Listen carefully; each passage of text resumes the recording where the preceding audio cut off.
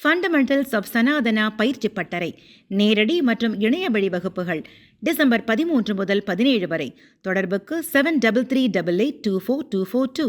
இந்தியாவின் ஒருமைப்பாட்டை கேள்விக்குள்ளாக்கும் சோரோஸ் ஆதரவு பெற்ற FDL-AP அறக்கட்டளையுடன் சோனியா காந்திக்கு உள்ள தொடர்பு கவலை அளிப்பதாக பாஜகவின் சட்டமன்ற உறுப்பினர் வானதி ஸ்ரீனிவாசன் தெரிவித்துள்ளார். இதுகுறித்து அவர், இந்தியாவின் இறையாண்மை மற்றும் ஒருமைப்பாட்டை கேள்விக்கு உள்ளாக்கும் நிறுவனங்களுடன் காங்கிரஸ் ஏன் தன்னை இணைத்துக் கொள்கிறது என்று கேள்வி எழுப்பியுள்ளார்.